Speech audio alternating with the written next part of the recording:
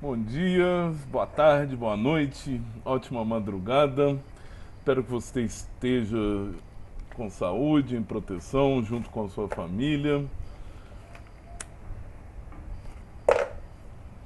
Hoje, hoje sim, temos um problema muito grande, um prato imenso para servir com pouco tempo.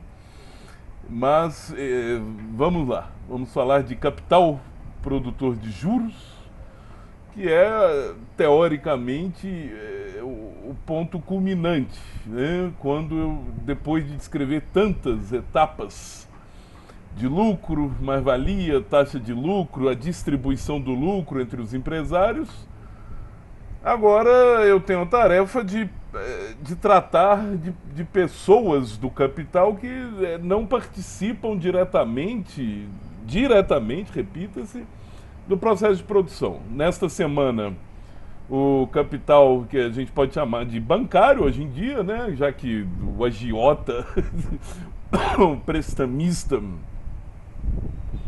tem um papel muito periférico no sistema, e na semana que vem, o rentista, né? É a parte mais confusa do livro 13, é a parte mais confusa do Capital, a despeito de todos os esforços do senhor Friedrich Engels para dar uma ajeitada na coisa.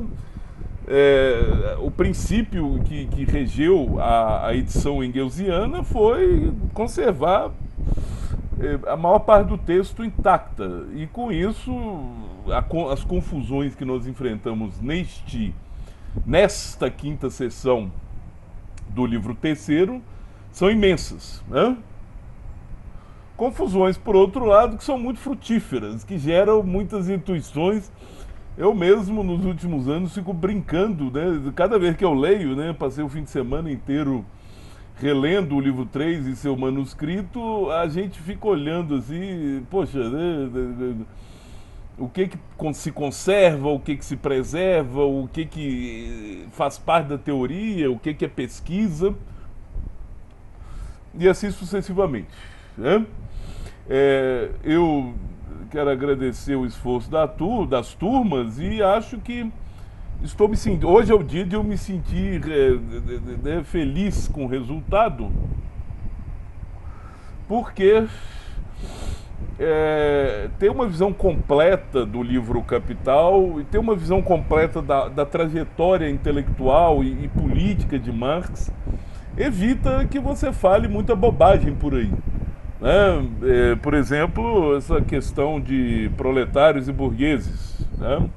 O sujeito que fala isso, ele leu ali o Manifesto Comunista e olhe lá, não leu o Capital, não leu um 18 Brumário, né? Um sujeito que acha que a atuação política de Marx em 1848 foi a mesma até 1871, 75, 80.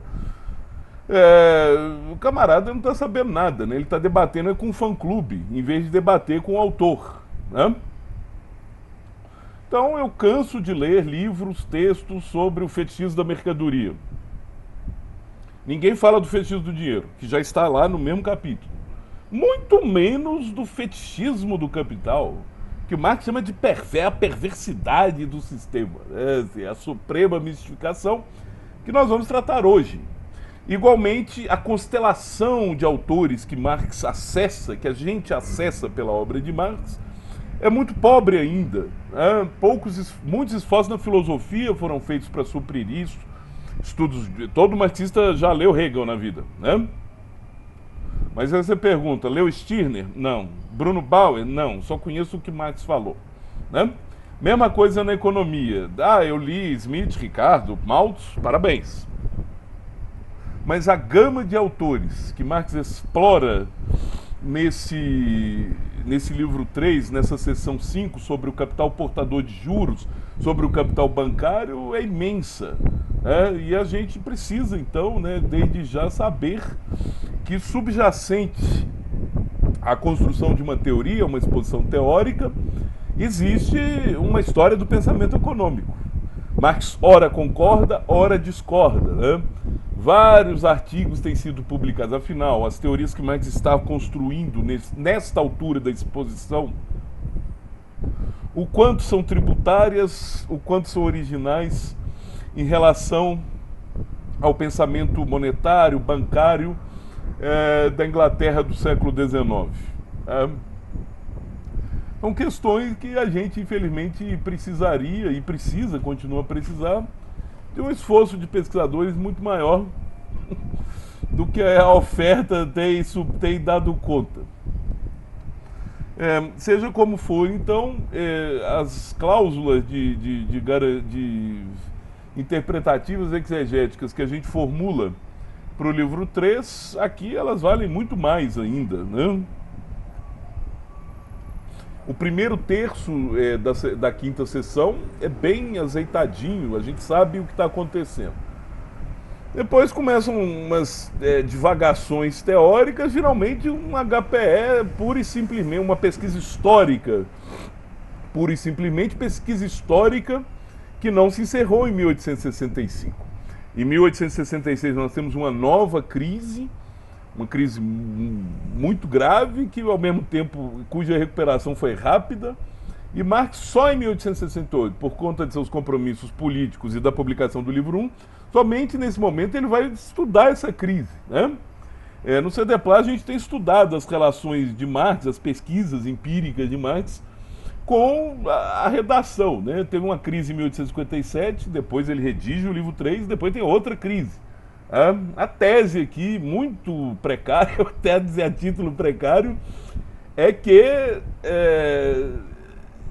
a redação do livro 3 sofreu um impacto com a crise de 57 e a interpretação que Marx faz da crise de 66 é um pouco diferente. Ou seja, ele começa a mudar a sua visão sobre crise e ciclo econômico, né? Então, aqui hoje, né, premido pelo tempo, nem o tempo, se a gente ficasse numa matéria optativa, que seria meu desejo, para explorar todas as coisas, daria tempo, né? Nas atividades sincrônicas a gente vai aprofundar um pouco mais. Aqui o objetivo é retermos, termos um guia de leitura e, ao mesmo tempo, retermos os problemas teóricos que nós somos capazes de formular, ou seja, os problemas iniciais da sessão, né? Sem entrarmos muito, sem aprofundarmos muito nos debates com um corpo teórico, um corpo de baile que viveu e floresceu na Inglaterra, na fervilhante Inglaterra do século XIX, no Império Britânico.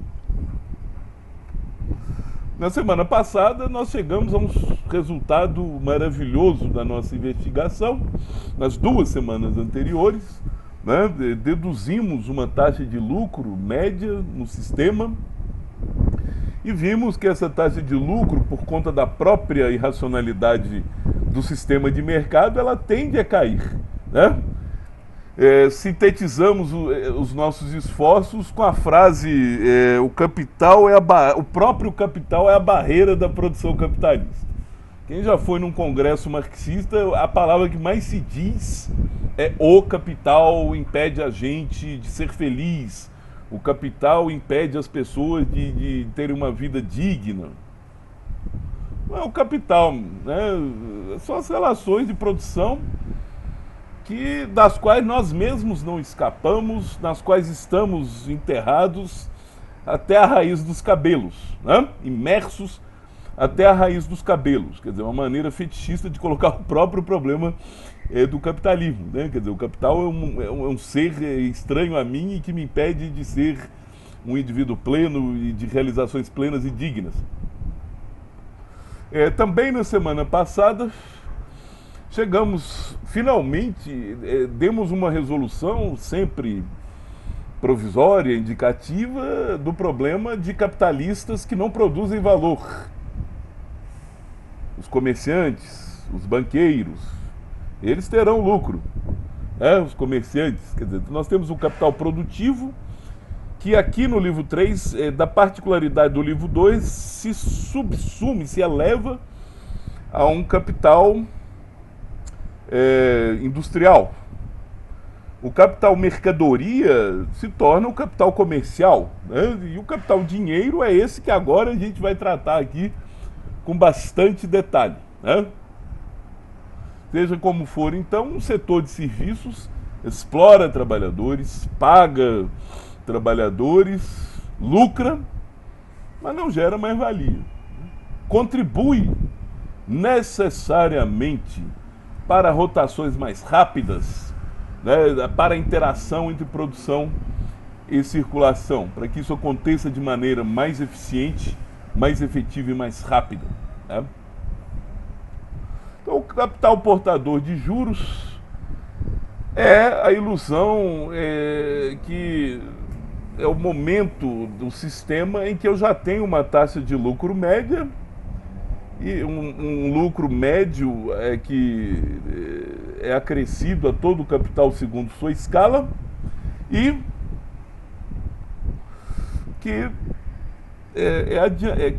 remunera, né, o capital portador de juros. Ele vai ser um empréstimo dado a outro capitalista, né? Na casca é a suprema ilusão, né? Eu te empresto um dinheiro para você produzir e depois você vai me pagar um pedaço da sua mais-valia, do seu lucro. Parece que eu estou vivendo de dinheiro que gera dinheiro, né? É o supremo fetiche da sociedade capitalista, né? Que eu vou fazer dinheiro de dinheiro sem sair de casa, né?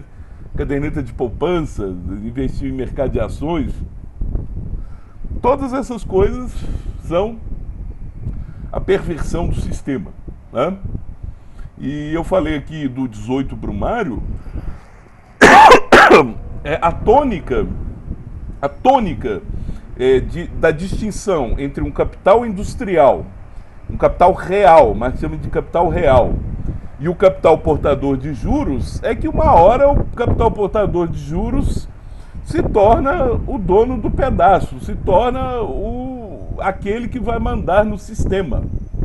Portanto, um texto como 18 Brumário mostra exatamente as lutas fratricidas entre empresários industriais muito pobrinhos da França do meio do século XIX e os banqueiros ligados à gloriosa família de Orleans, né? No Brasil, destes tempos bicudos, a indústria vai de mal a pior e os nossos bancos estão dando lucros exorbitantes, estão nadando em dinheiro, distribuindo dinheiro só para capitais produtivos, muito produtivos, né? Portanto, a tônica desse capital portador de juros é a suprema reificação da sociedade. Quer dizer, até o capital industrial, em muitas circunstâncias, vai se submeter a um novo tipo de capital, a uma casca acabada da cebola que tem papéis importantes, como vamos enunciar aqui. Seja como for, no entanto, desde já, para variar, a gente estabelece um teto para esse capital portador de juros. Ele não funciona como capital produtivo, não funciona como capital real. No entanto, e por isso mesmo, quer dizer, ele vai se apropriar de um pedaço do lucro, de um pedaço da mais-valia produzida efetivamente. Ou seja, eu tenho um teto para o juro, né? O juro não pode exorbitar, em nível teórico pelo menos, a taxa média de lucro, né? Quer dizer, ele é uma parcela do todo, né? E a transformação que o mundo nosso e o mundo de Marx experimenta é justamente a transformação, notem a sutileza de palavras, né? Assim, aqui eu não vou conseguir expressar, é a transformação do capital industrial em mercadoria, né? É como se o juro medisse esse preço, né? Eu te adianto esperando um retorno, né? Então eu transformo, eu rebaixo o burguês industrial, coitado, né, em vias de desaparecer, eu rebaixo ele a um vendedor de mercadoria, às vezes tão desprevenido e despossuído quanto o próprio trabalhador, né?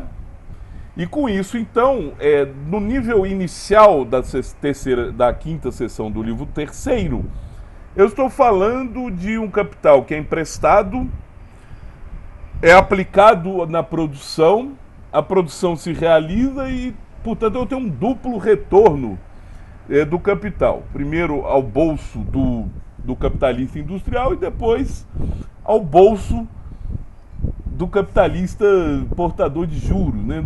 Nós vamos chamar aqui de capital financeiro, capital bancário, sem muito rigor, sem muita preocupação. Já apontamos as dificuldades de tradução de todas essas palavrinhas que aparecem, que povoam os livros 2 e 3 do Capital, certo? Então, em primeiro lugar, eu tenho um teto para o juro, né? Que é o quê? Que é o próprio lucro do sistema, a própria lucratividade do sistema. Os juros andam, pelo menos nesse nível inicial, para e passo com o ciclo econômico, né?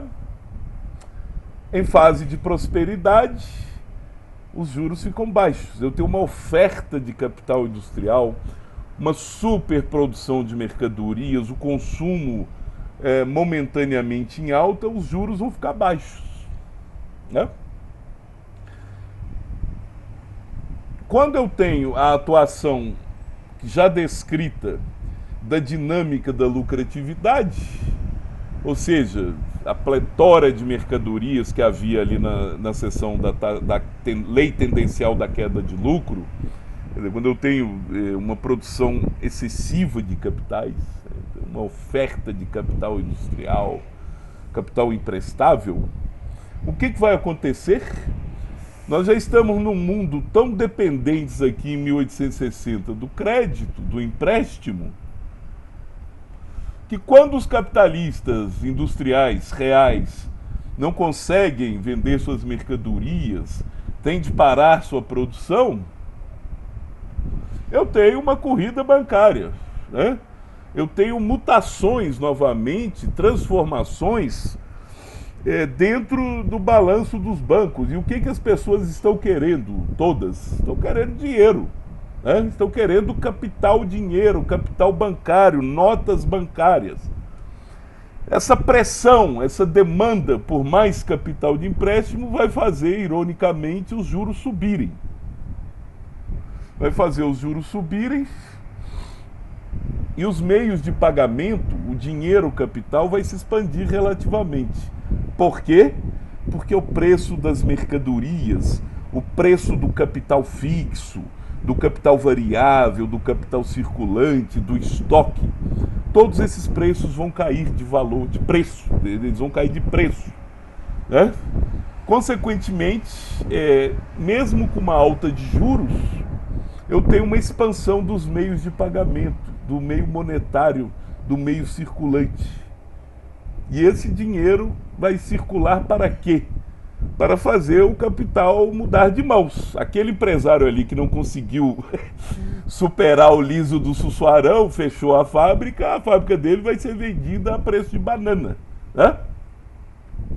E aí, ao mesmo tempo, com a pressão sobre os bancos, que estão com papéis podres, vamos chamar assim, né, com micos na mão, num mundo de câmbio flutuante, que era o tempo de Marx, né, quer dizer, de livre circulação do ouro, e aqui no nosso mundo de livre circulação do dólax, eu posso ter uma crise cambial. Um país como a Inglaterra resolvia como? Com a sua própria taxa de juros geral, né, que atraía ouro da lua. Portanto, algumas ideias que nós já desenvolvemos aqui se mantêm. A endogeneidade do crédito, o crédito que aparece na hora da prosperidade, mas não aparece na hora da dificuldade. Na hora da dificuldade, o que aparece é um dinheiro, um capital bancário valorizado do ponto de vista de dinheiro, de circulação de dinheiro. É por isso que todas as crises bancárias, todas as crises econômicas da Inglaterra do século XIX implicaram um abandono parcial ou total de suas leis restritivas de circulação monetária.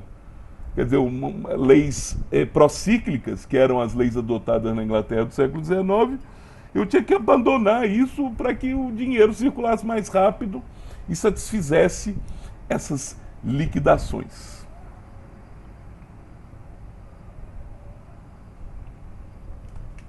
Portanto, Dois elementos para Marx determinam o destino da taxa de juros, e não é e nunca será o equilíbrio entre poupadores e emprestadores.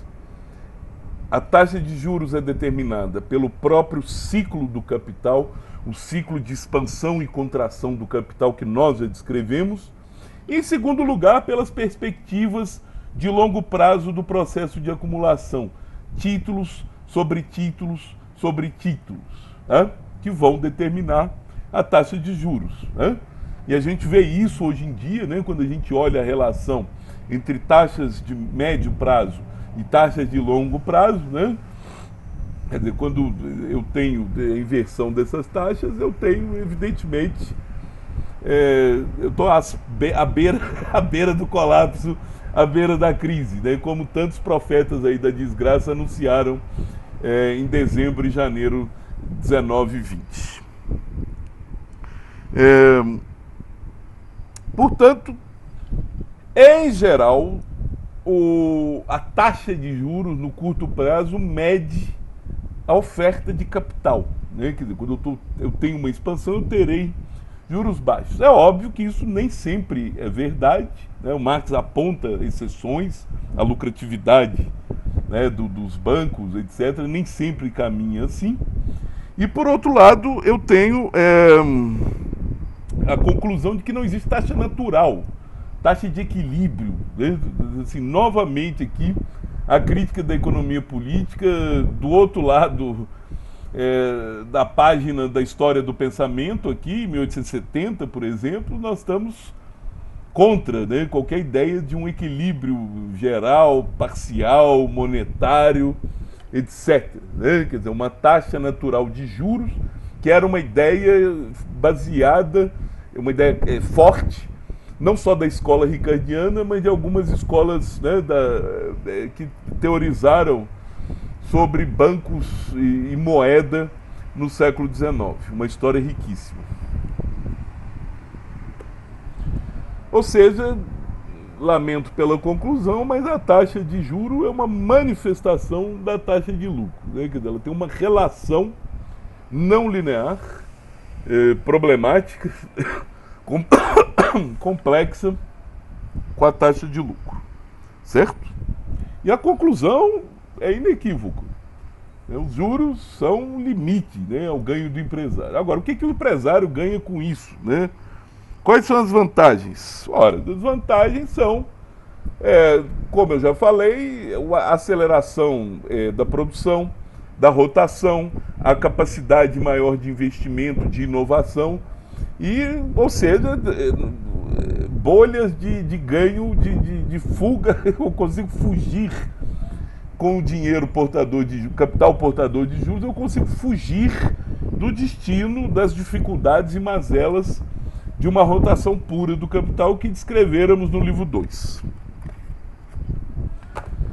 Esse é o processo acabado. Né? A gente começou com a reificação do trabalhador, processo de transformação das relações capitalistas em coisas, fetichismo da mercadoria. Quer dizer, se a gente ficasse lá no livro 1, já tínhamos avançado bastante. Mas é por isso que eu prefiro uma leitura porca dos 3 livros do que uma leitura exegética de 1000 anos dos 6 primeiros capítulos do Capital. Aqui se consuma a suprema reificação do processo de produção capitalista. Na aparência, eu estou tirando dinheiro de dinheiro. Eu te empresto 10 e ganho 12 depois de um ano. Isso é uma maravilha das maravilhas. Né? E, ao mesmo tempo, eu redesenho toda a vida sobre a Terra. Né? Quer dizer, o que produzir, quando produzir, quanto produzir, como, etc., onde produzir. Na China, no Vietnã ou em Portugal? No Brasil? That's it. Bom, essa é a primeira, que a gente pode chamar aqui de primeira parte da quinta sessão. É uma parte que vai bonitinha, a gente vai lendo, entendendo, discutindo essas questões teóricas, e poderia acabar aí, mas o senhor Marx nunca para, ele nunca para de falar e de escrever.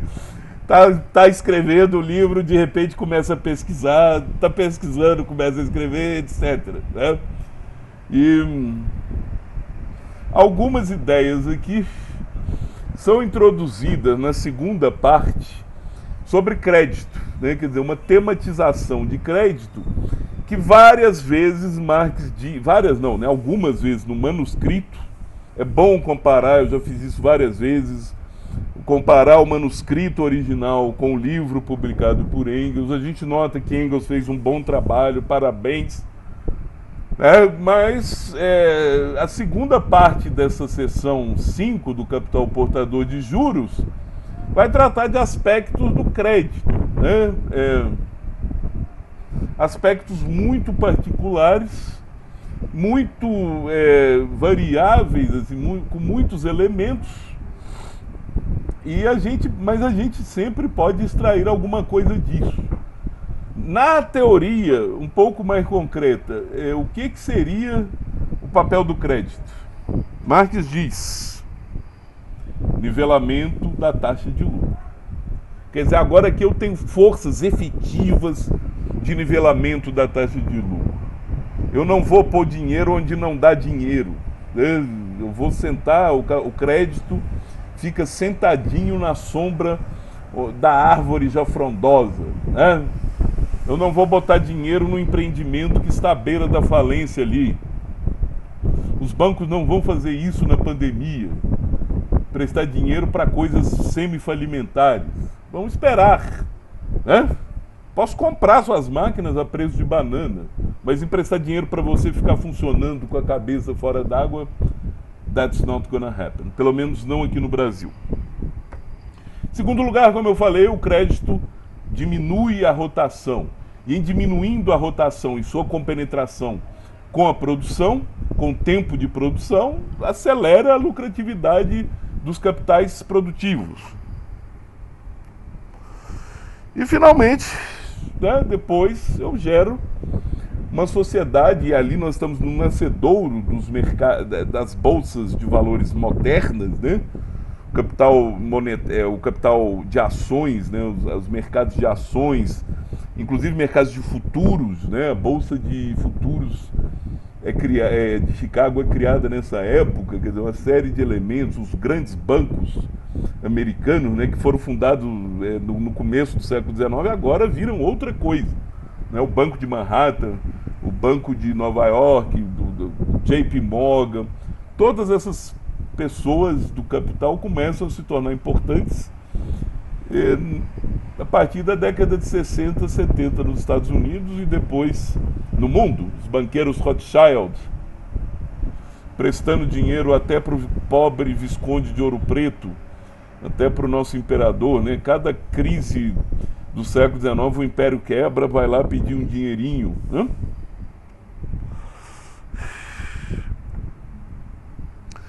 Então, essa visão, né, que temos na segunda sessão da questão do crédito.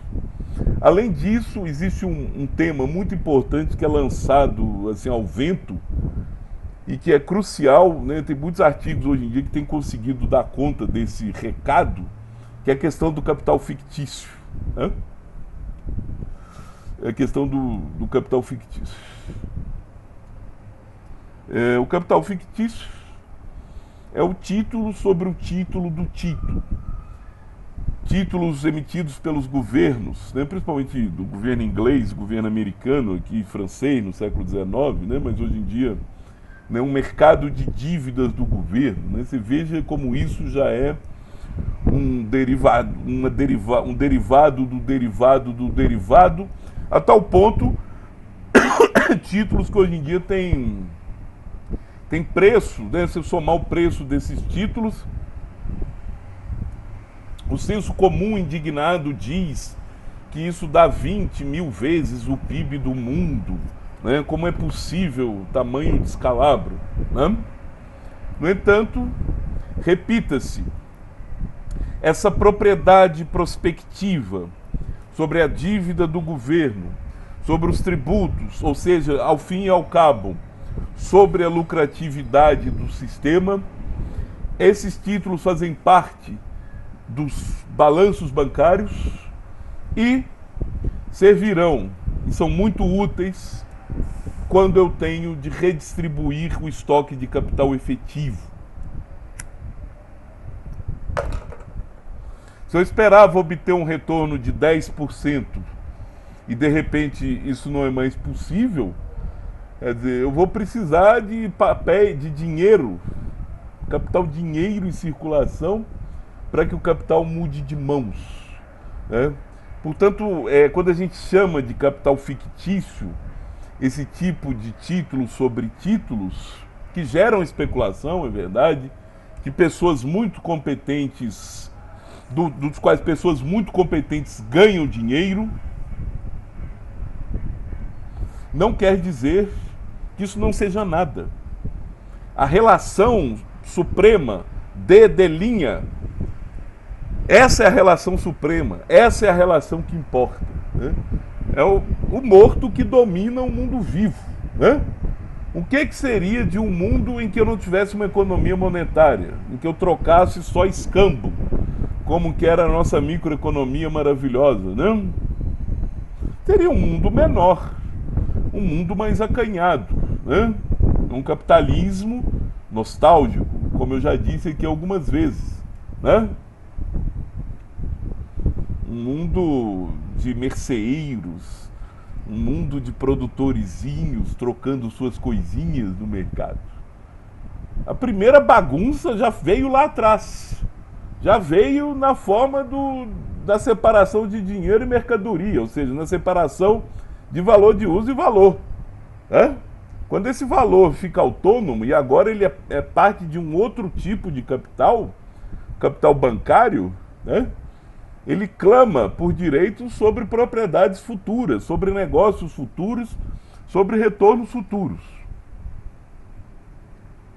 E com isso ele molda a própria existência da vida sobre a Terra. Certo?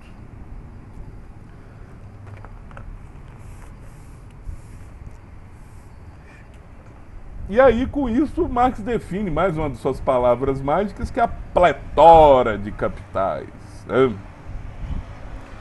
Eu tenho capitais circulando a mais, todos os transbordamentozinhos que a gente aduziu na reprodução, na circulação. Eu sabia que o telefone ia tocar, sabe?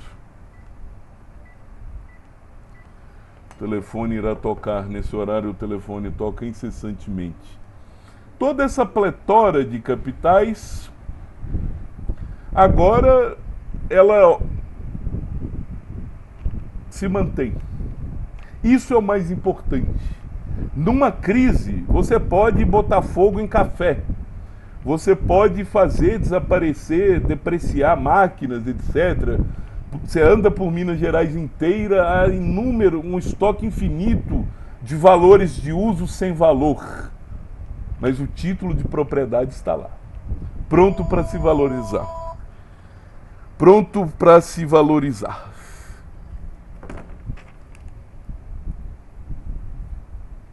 É o Brasil. Nós somos um parque dos dinossauros, um parque arqueológico da economia próspera de 40 anos atrás. Saudades do que não vivemos. Portanto, dito tudo isso, e hoje aqui nós não vamos entrar na história do pensamento econômico, que é a terceira sessão,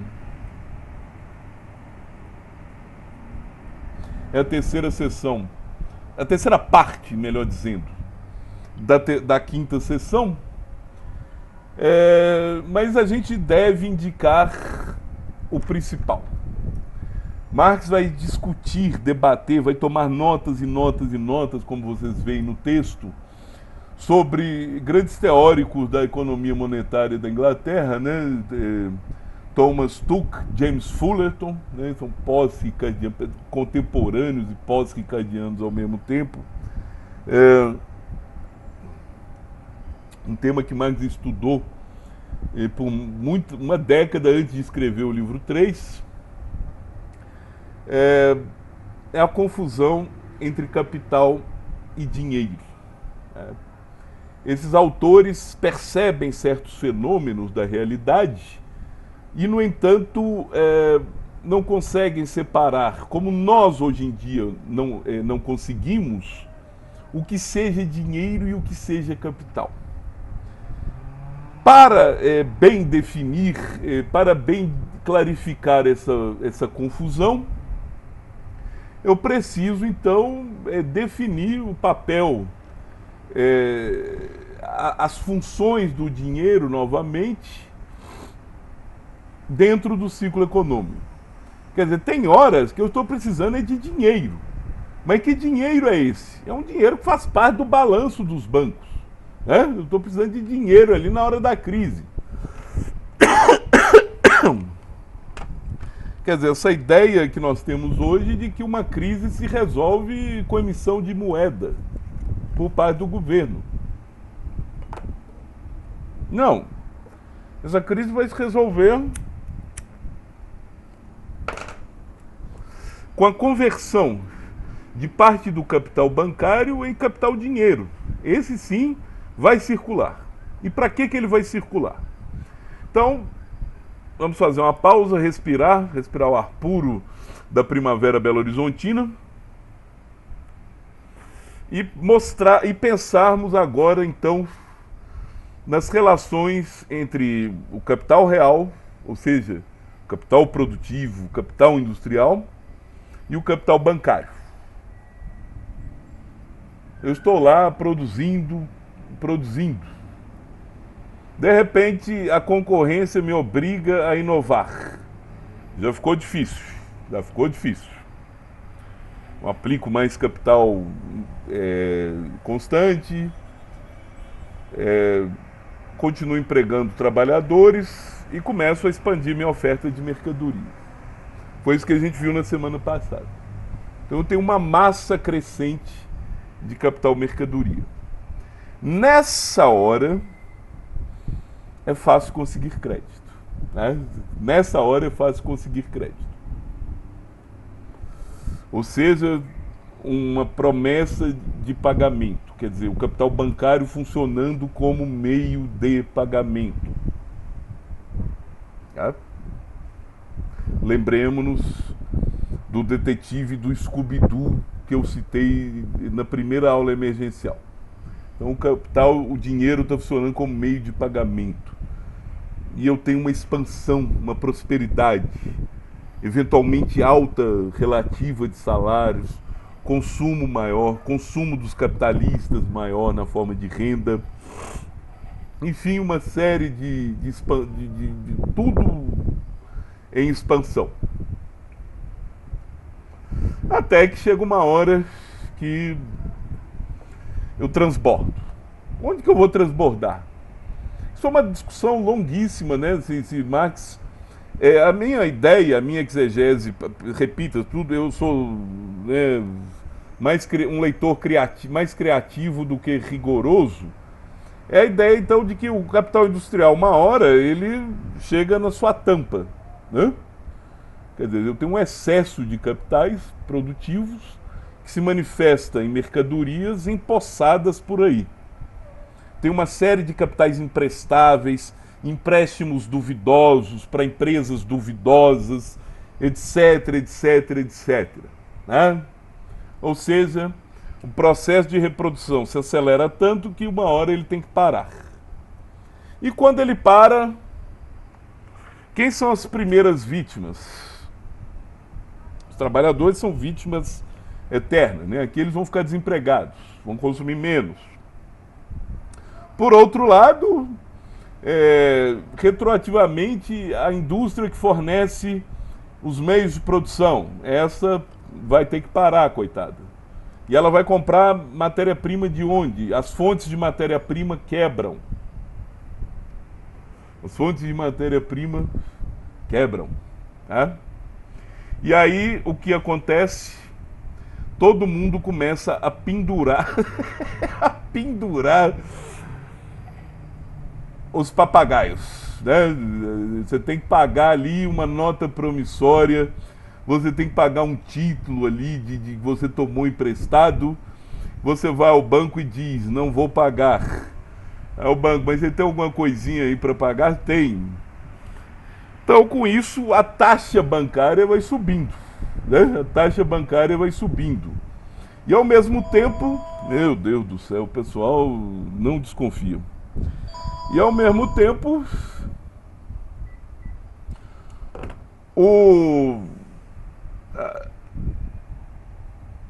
eu começo a não honrar pagamentos internacionais. Quer dizer, eu posso ter uma fuga de ouro, né? E a taxa de juros vai subindo, as pessoas vão querendo mais dinheiro. É aí que é a diferença. Quer dizer, os bancos, o balanço dos bancos, se você ainda tiver alguma chance, quer dizer, o que você vai querer? Você vai querer dinheiro para liquidar suas posições, para pagar, fazer os pagamentos mais urgentes.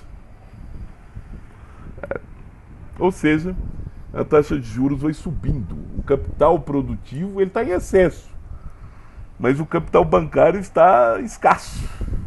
O capital dinheiro está escasso. Então o que eu vou expandir aqui é a base monetária. Eu terei necessariamente uma expansão da base monetária. Para quê? Para salvar empregos? Não. Para salvar empresas muito problemáticas? Não. Salvarei os títulos de propriedade.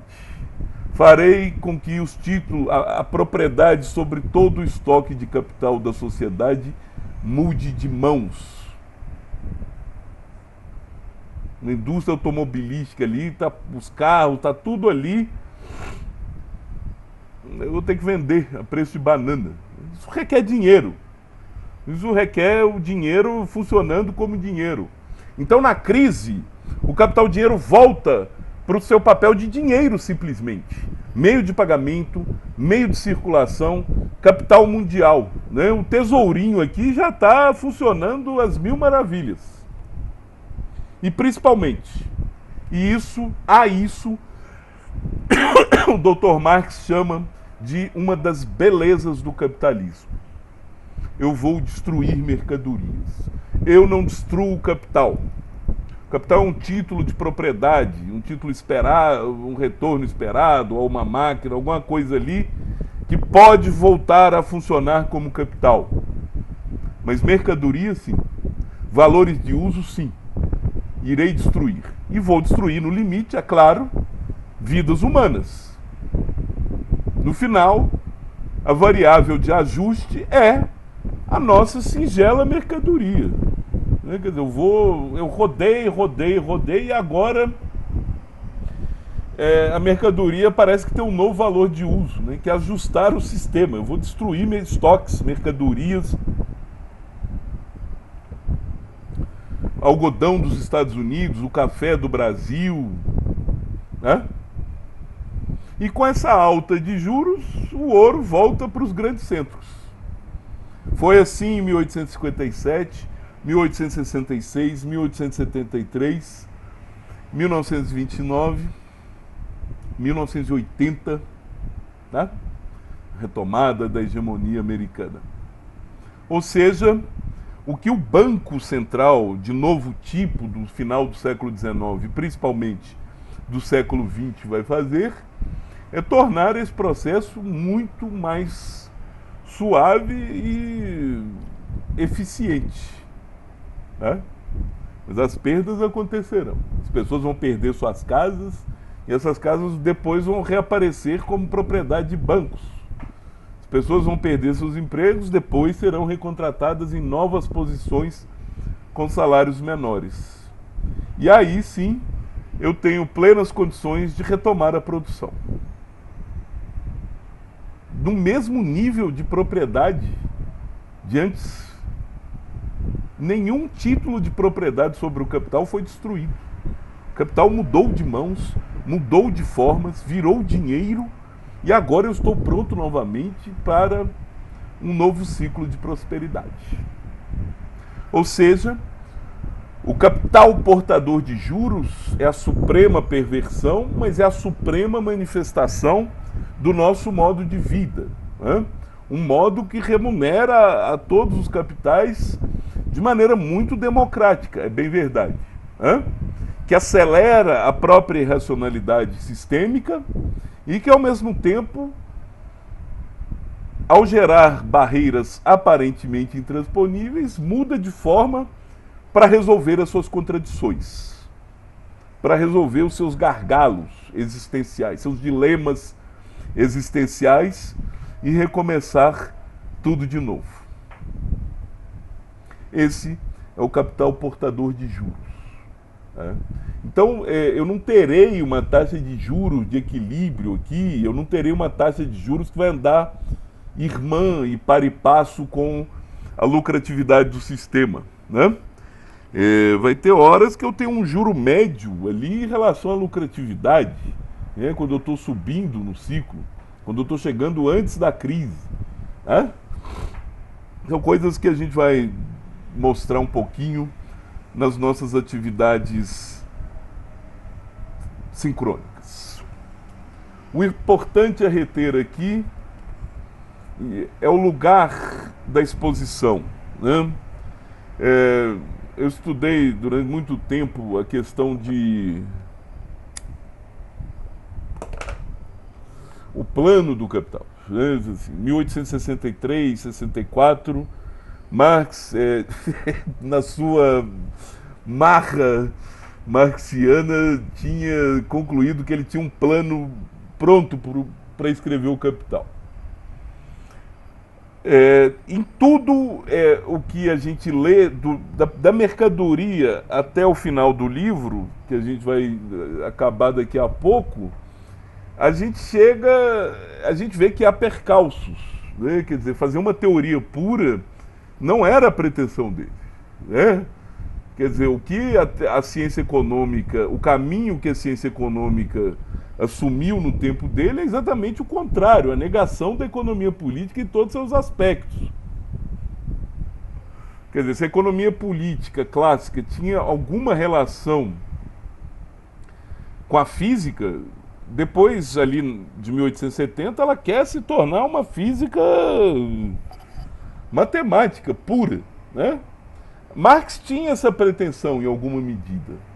No entanto, cada passo analítico que ele deu, o objeto se multiplicou. O objeto ficou mais sofisticado. O importante aqui é que, ao darmos 3 passos analíticos, teóricos, preço e valor, taxa de lucro média, tendência de queda da taxa de lucro, e agora as sístoles e diástoles do capital portador de juros, nós temos condições teóricas de pensarmos uma crise econômica. E mais do que isso, uma dinâmica econômica. De onde vem o investimento, de onde vem o investimento produtivo, quero dizer, como que esse investimento vai se relacionar com capital bancário e como que, numa fase de crise, esse capital real vai se relacionar com um capital bancário transformado, né? Com um dinheiro que vai ter que circular mais rápido para liquidar posições e para liquidar mercadorias. A beleza é que o ajuste se dá sempre do lado da vida, do lado real da economia. Desemprego e destruição de mercadorias, apodrecimento de valores de uso. Tá? Eu reduzo o estoque de valor de uso e, ao mesmo tempo, mantenho o nível de títulos de propriedade. O capital bancário vai continuar pujante do mesmo tanto. E com isso eu tenho condições de um novo ciclo. Nada do que se disse aqui hoje e agora é uma teoria acabada, né? A economia política e sua crítica são uma arte, né? São modos de a gente pensar problemas que não que podem, devem ter matematização, formalização, tudo isso é necessário. Tudo isso é muito necessário. Mas o mais importante é a capacidade explicativa, a capacidade de compreensão que a gente gera e sobretudo, quem dera, a capacidade de transformação, de mutações dentro do sistema e para além do sistema. Estamos vendo isso toda hora. Toda hora. O triunfo do capital bancário no Brasil e a miséria da nossa vida produtiva são um sinal claro da nossa doença, né, da nossa incúria, da nossa inércia.